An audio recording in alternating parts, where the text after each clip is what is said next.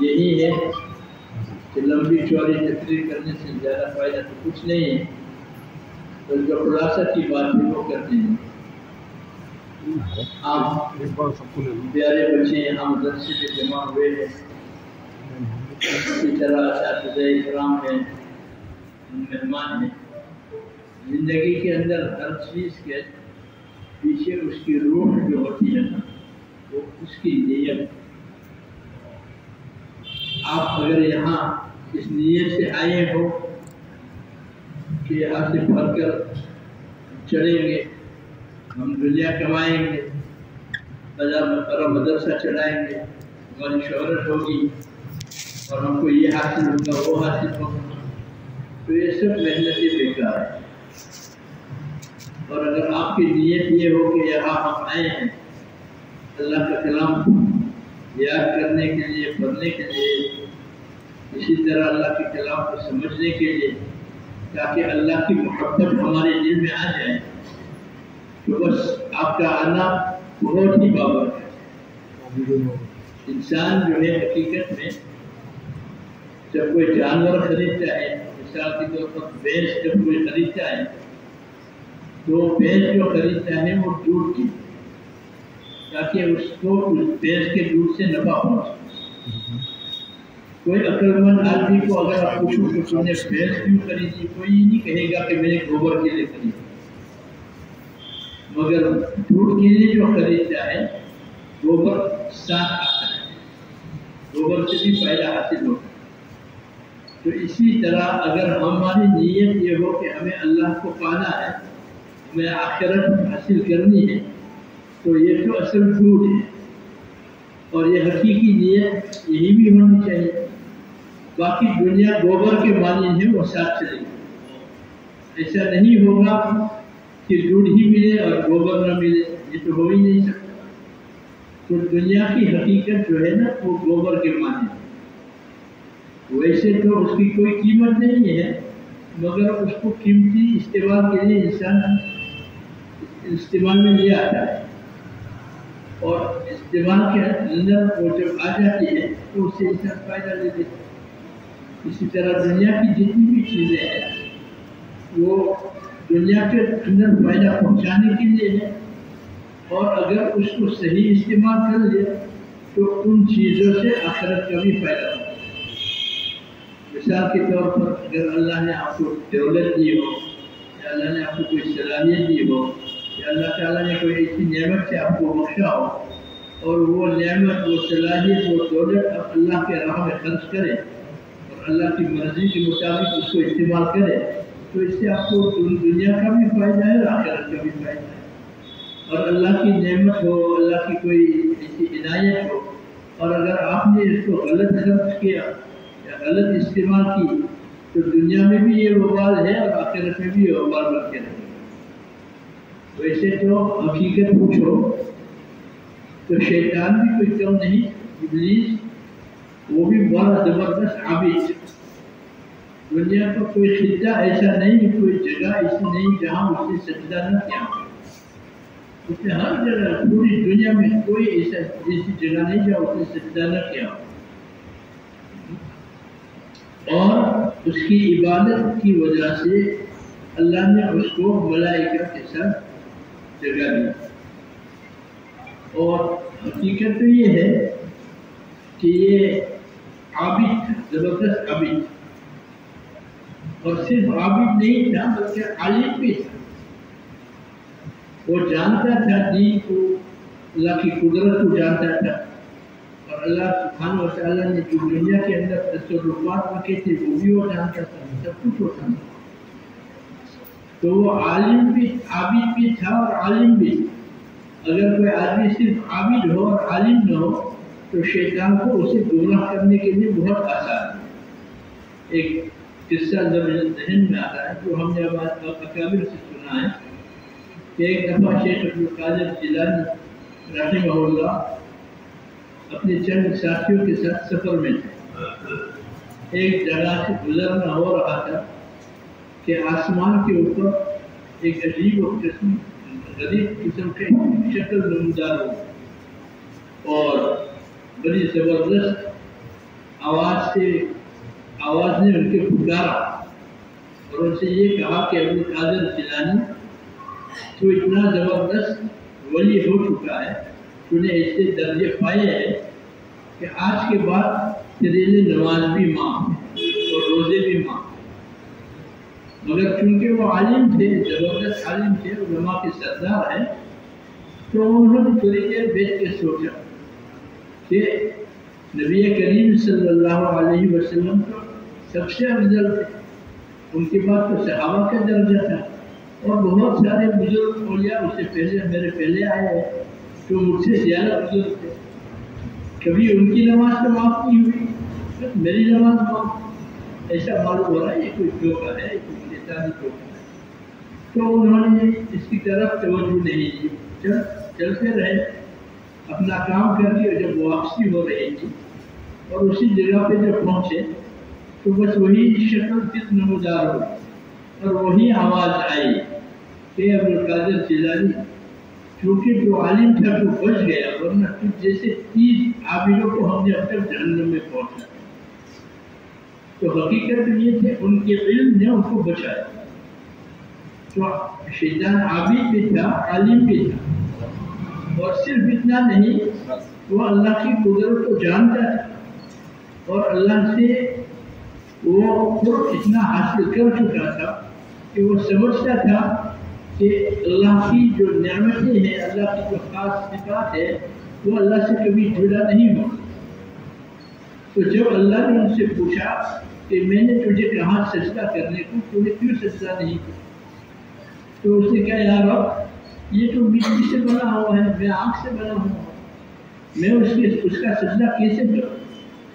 तो अल्लाह ने उनसे कहा कि चल, अगर तुझे मेरा हुक्म नहीं मानना हो तो खारिज हो जाए, निकल जा।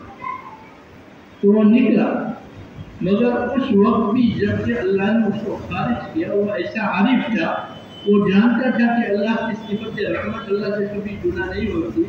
तो उसने फौरन अल्लाह ताला की तरफ मुतवज्जिह होकर कहा, रब्बी इन्नी इला यौम युबअसून, या रब मुझे क़यामत तक तो ज़िंदगी दे। हालांकि अगर हम में से ऐसा कोई हो ना, अगर हमने किसी की नाफरमानी की हो या बाप हमसे नाराज़ हो गया हो, बच्चा नाराज़ हो जाए और हमको दाग दफत करे, तो हम फौरन थोड़ी जाके कोई काम करेंगे। हम इंतज़ार करेंगे कि चलो भाई गुस्सा कम करना हो, कुछ कम हो, उसके बाद जाके सिफारिश करवाएंगे या किसी भी सूरत मनवाएंगे। मगर वो फौरन उसी वक्त अल्लाह ने कहा, निकल जाओ यहाँ से, मुझे कहा था मुझे क़यामत तक ज़िंदगी मोहलत दे दे। तो अल्लाह ताला बहुत बेनियाज़ से, अल्लाह ताला को किसी की ज़रूरत है कि जात दे दी तुझे ज़िंदगी, क़यामत तक की दे दी।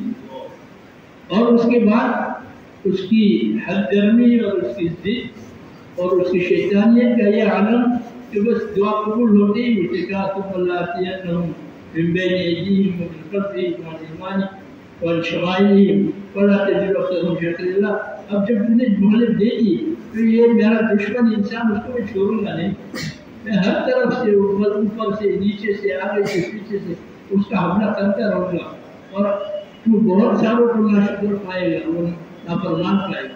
तो अल्लाह ताला बहुत बेनियाज़ है, अल्लाह ताला कहता है तुझे जो करना है कर ले। और वो अल्लाह जानता था कि मेरी रहमत जब जोश में आएगी तो उसके साल हर साल मेहनत को में पानी फिरा दूँगा। अरफात के अंदर आदमी जब जाता है हज के लिए, तो आदमी हज करते हुए कई 60-70 साल की ज़िंदगी हो जाती है और अल्लाह में जाके रोने लगता है, गिरिया उजारी करता है, अल्लाह के सामने जाके बस माफ़ी मांगता है, तो अल्लाह उसको बिल्कुल माफ़ कर देते, सब कुछ माफ़ कर देते। तो उस वक्त शैतान बैठ के हसरत करता है और मिट्टी के ऊपर डालता है, क्या मैंने इसके पीछे 70 साल मेहनत की, 40-50-60 साल मेहनत की, बस अल्लाह ने एक आग में उसके ऊपर पानी फेर दिया। तो अल्लाह की रहमत बड़ी वसी है। आखिर शैतान के अंदर एक चीज़ नहीं थी, उलमा लिखते हैं शैतान जो है आशिक नहीं था। अगर वो आशिक होता ना और अल्लाह उसको कहते कि तू सजदा कर, तो फौरन सजदे में गिर जाता। उसको अपने इल्म के ऊपर, अपनी इबादत के ऊपर, अपने जो सलाहियत उसने हासिल की उसके ऊपर उसको बड़ा गुरूर। हालांकि इंसान को जब किसी से इश्क हो जाता है جب باپ اور بیٹے کے درمیان کوئی بات ہو اور باپ کہہ دیتا ہے بیٹے کو بیٹھ جا، تو اگر بیٹے کا جی نہ چاہے پھر بھی وہ باپ کی عزت میں، باپ کی محبت میں وہ بیٹھ جائے۔ تو جب اگر شیطان کو اللہ سے عشق ہوگا، اللہ سے اس کو عشق ہو، تو اللہ کہنے کا سجدہ کر، تو اسی وقت سجدے میں گر گئے۔ مگر وہ عاشق تو اللہ کا عاشق نہیں، اور اس کی وجہ سے وہ گمراہ ہو۔ اور اللہ کا عشق حاصل کرنے کے لیے، اللہ کی محبت حاصل کرنے کے لیے ایک واحد راستہ ہے۔ ویسے اگر ہم پورے دن بیٹھ کے، ہم ایک طرف ہونے میں بیٹھ کے اللہ اللہ اللہ کا ذکر کریں، اس سے میں یہی کہتا ہوں کہ غلط ہے، یہ بھی ایک اچھی چیز ہے، مگر جب تک اس کی صحیح ترتیب ہم اختیار نہ کریں اللہ کے عشق اور محبت کو حاصل کرنے کے لیے، وہاں تک بہت ساری چیزیں ہم کریں گے مگر وہ اصلیت حاصل نہیں ہوگی۔ اور وہ کیا ہے؟ بس اللہ تعالیٰ نے خود اس کا نسخہ قرآن میں بتایا کہ قُلْ إِن كُنتُمْ تُحِبُّونَ اللَّهَ فَاتَّبِعُونِي يُحْبِبْكُمُ اللَّهُ۔ اگر لوگوں سے کہیے محمد صلی اللہ علیہ وسلم کہ اگر واقعی تم کو مجھ سے محبت ہو، اللہ سے محبت ہو، تو نبی کریم صلی اللہ علیہ وسلم کی زندگی کو اپناؤ۔ اسی ان کی زندگی کے اندر جتنے بھی جو طریقہ کار ہے، جو ان کی سنتیں ہیں، وہ اپناؤ۔ بس سنتوں کو اپنانے سے یہ دلیل ہے کہ انسان کو اللہ سے محبت، انسان کو رسول اللہ صلی اللہ علیہ وسلم سے بھی محبت ہے، اور یہ دلیل ہے کہ انسان کو اللہ سے بھی محبت۔ اگر کوئی آدمی کسی اور راستے کو اختیار کرنا چاہے اللہ تعالیٰ سے پہنچنے کے لیے، اس راستے کے علاوہ، سنت کے راستے کے علاوہ، تو اس کی کوئی گارنٹی نہیں کہ اللہ اس کی محبت کو، اللہ کی محبت سے حاصل ہوگی، یا اس کی کوئی گارنٹی نہیں کہ وہ راستہ آخر تک، منزل تک پہنچے گا۔ مگر ہاں، اگر کسی نے سنت کو اختیار کر لیا اپنی زندگی میں، صبح سے لے کے شام تک، شام سے لے کے صبح تک ایک ایک سنت کو سیکھا، ایک ایک سنت کے اوپر عمل کرنا شروع کیا، تو اس کے زندگی کے اندر سنت کی وہ طاقت اور وہ نور اور وہ رونق ایسی آ جاتی ہے کہ جس کی وجہ سے اللہ اسے اتنا محبت کرنے لگتا ہے، اور جب اللہ اس سے محبت کرنے لگتا ہے تو اللہ جبریل کو اعلان کرتا ہے کہ جبریل مجھے اس آدمی سے محبت کر، یہ میرا پیارا بندہ ہے، تو تو بھی اس سے محبت کر۔ پھر جبریل آسمانوں میں اعلان کرتا ہے کہ اللہ کو فلانے سے محبت ہے، تم بھی ان سے محبت کرو۔ پھر وہ آسمان والے جو فرشتے وہ دوسروں فرشتوں کے سامنے اعلان کرتے ہیں، اور وہ اسی طرح زمین کے فرشتوں کے اوپر اعلان ہوتا ہے، اور یہ آدمی اللہ کا محبوب بن جاتا ہے، اگرچہ لوگ اس کے مخالف کیوں نہ ہو، مگر صرف سنتوں کے اوپر زندگی گزارنے کی وجہ سے اس کے مخالف بھی جو ہوتے ہیں نا، وہ بھی اس کی عزت اندر میں کرتے ہیں، وہ بھی اس کے موافق بن جاتے ہیں۔ تو ہماری زندگی کا سب سے بڑا دار و مدار اللہ سے قرب حاصل کرنے کے لیے سنتوں کو اپنانا ہے۔ اگر ہم سنتوں کو اپنا لیں، اور یہ ہے کہ سنتوں کو سیکھنا پڑتا ہے، ہمارے یہاں ماشاءاللہ بڑے بڑے علماء ہیں، بڑے بڑے محدث ہیں، بڑے بڑے اساتذہ ہیں، یہ ایک ترتیب اس قسم کی ہو کہ بھائی صبح اٹھتے وقت سنتیں کیا ہیں، بچوں کو سکھا دیا جائے، چلو بے بچوں کو اس طرح اٹھنا ہے، یہ کرنا ہے، یہ کرنا ہے، یہ کرنا ہے، یہ سنت ہے، اور روزانہ اس کے اوپر 1-2 ہفتے 3 ہفتے تک عمل کیا جائے، اور روزانہ بچوں کو پوچھا جائے کہ آج آپ نے سنت اختیار کی نہیں، اٹھتے وقت سنت اختیار کی، سنت طریقے سے آپ اٹھے، سنت کی دعائیں پڑھی آپ نے، سنت کے انداز سے آپ نے اپنے دن کو شروع کیا۔ اس طرح سنت یکی دیگرے بار یکی دیگرے بار ایک ایک کی مشق کرائے مدد سے، اور انشاءاللہ وہ وقت آئے گا کہ بچے جب چلیں گے نا تو ایسا لگے گا کہ یہ فرشتے چل رہے ہیں، لیکن ان کی زندگیوں میں سنت آ جائے گی، اور جو آدمی سنتوں کو اپنا لے بس دنیا اس کا غلام بن جائے، اور چاہے آدمی کے پاس کتنا بھی علم کیوں نہ ہو، اگر اس کے زندگی میں سنتیں نہ ہو تو یہ خالی ہے، کورا۔ بس اللہ سبحانہ و تعالیٰ ہم سب کو اس کی صحیح ہدایت اور توفیق دے کہ ہم سنتوں کو سیکھیں اور سنتوں کو اپنی زندگی میں اپنائیں، اور صبح شام جتنی بھی چیزیں ہیں، نبی صلی اللہ علیہ وسلم کیسے اٹھے، کیسے بیٹھے، کیسے کھایا، کیسے پیا، کیسے استنجا کیا، کپڑے کس طرح پہنے، اور یہ سب دعائیں ویسے ہم ان کو سکھاتے ہی نہیں آتے کہ چلو سونے کی دعا یہ ہے، اٹھنے کی دعا یہ ہے، کھانے کی دعا یہ ہے، پینے کی دعا یہ ہے، मगर कभी पूछा आज जब तूने सुन्नत को पूछा तो तेरी सुन्नत की तूने दुआ करी कि नहीं, वो हम भूल जाते हैं, हम नहीं कहते उसके क्या हमारे हमारे जहनों में उसकी अहमियत नहीं, वो उसकी तरबियत के हमको तरफ तवज्जो नहीं।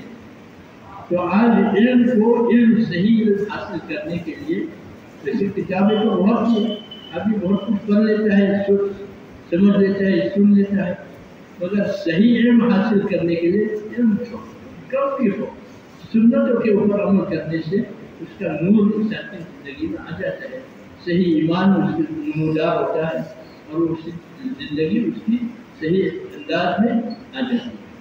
तो बस हम दुआ करते हैं अल्लाह सुब्हानहू व तआला से, अल्लाह सबसे पहले मुझे इसकी तौफीक दे कि जो कुछ कहा गया अल्लाह उसके ऊपर अमल करने की तौफीक से फरमाए, और अल्लाह ताला वो दिन दिखाए कि जहाँ हमारी ज़िंदगियाँ 24 घंटे सुन्नतों के ऊपर। अगर इंशाअल्लाह ये होगा तो बहुत फ़ायदा होगा दीन में भी, दुनिया में भी और आखिरत में। हमारी मगरबी मुल्कों में जिन लोगों ने ये सुन्नतों की ज़िंदगी को इख्तियार किया है, तो जो दुश्मनानी इस्लाम है और जो बोले हैं वो भी देखते हैं, अच्छा ये ऐसा नूरानी आदमी, अच्छा ये हमें भी मुसलमान करना, हमें भी मुसलमान करना। क्यों भाई, हम तुम्हें देख के हमारे दिल को सुकून आता है, तुम्हारी ज़िंदगी गुजारने पे तो हमको बहुत सुकून मिलेगा, बस इतना ही उनके दिल में आ जाता है कि हमें सिखाओ। तो ये की सुन्नत का जो सुन्नतों के ऊपर जो अमल करने का जो तकाज़ा है वो बहुत अहम है। अल्लाह हम सबको उसके अमल पर करने की कोशिश फरमाए और हमारी ज़िंदगियों के अंदर सुन्नतों को अपनाने की कोशिश फरमाए, और बच्चों की तरबियत करने के अंदर भी अल्लाह हमें इसकी सलाहियत दे, इसका ध्यान दे कि हम रोज़ाना इनको या हर रोज़ हफ्ते में एक सुन्नत सिखाए और अमली मशक भी कराए। मस्जिद में आए तो आप दाएं पैर से आए, बाएं पैर से नहीं, उसकी तरफ ध्यान दे, तवज्जो, कपड़े तुझे पहने कैसे पहने, इंशाअल्लाह उससे बड़ा फ़ायदा होगा। और जो इल्म हम उनको देंगे वो इल्म भी के लिए दीन दुनिया आखिरत में खूब मुफीद साबित होगा। बस आखिर दावाना अल्हम्दुलिल्लाह रब्बिल आलमीन। मैं हमारे हज़रत वाला से दरख्वास्त करता हूँ कि वो हमारे लिए दुआ करें, जो पढ़ते हैं।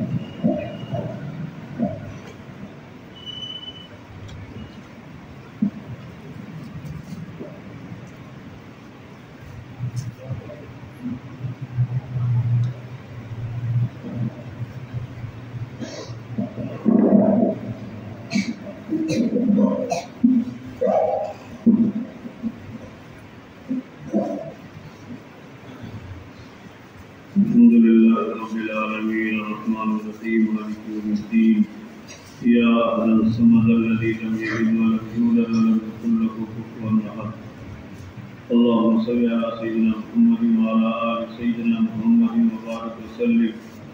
اللهم ربنا ظلمنا أنفسنا وإن لم تغفر لنا وترحمنا لنكونن من الخاسرين. اللهم ربنا آتنا في الدنيا حسنة وفي الآخرة حسنة وقنا عذاب النار. ربنا لا تزغ قلوبنا بعد إذ هديتنا وهب لنا من لدنك رحمة إنك أنت الوهاب.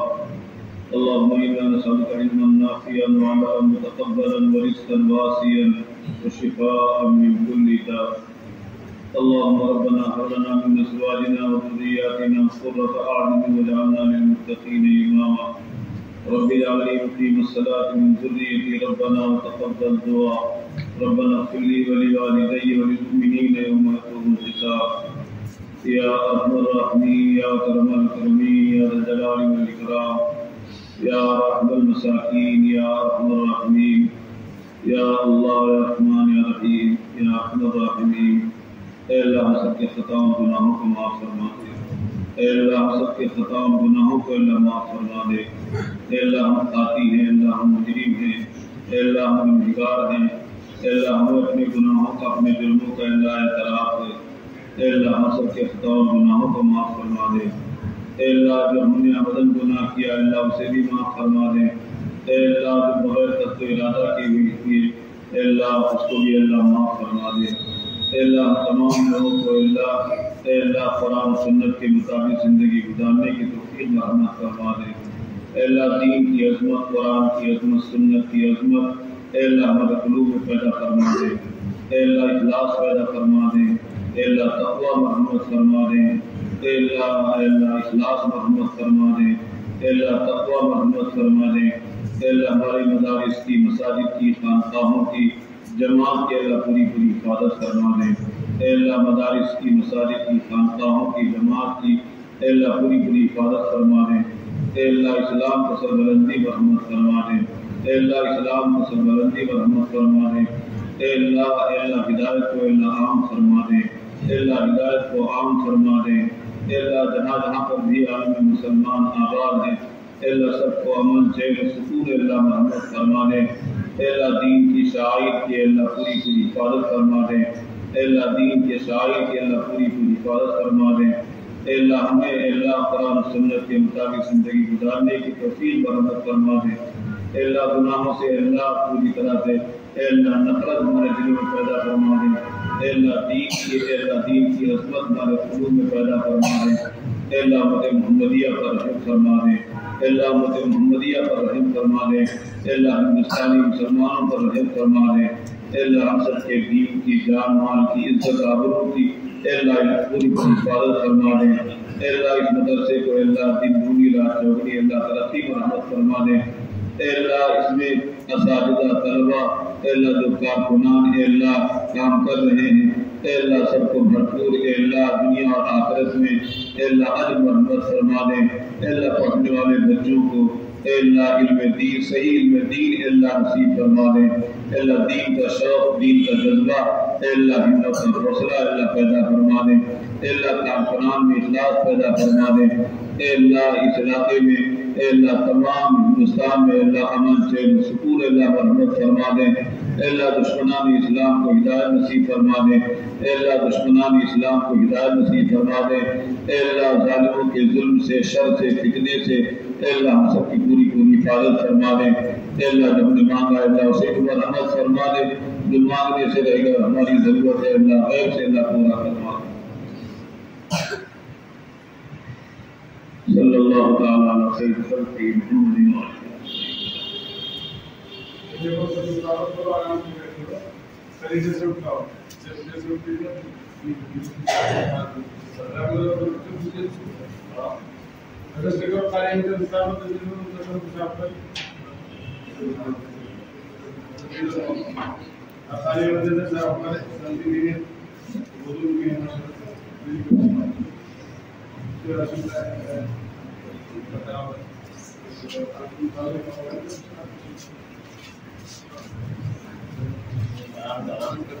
آپ کا انتظار کریں.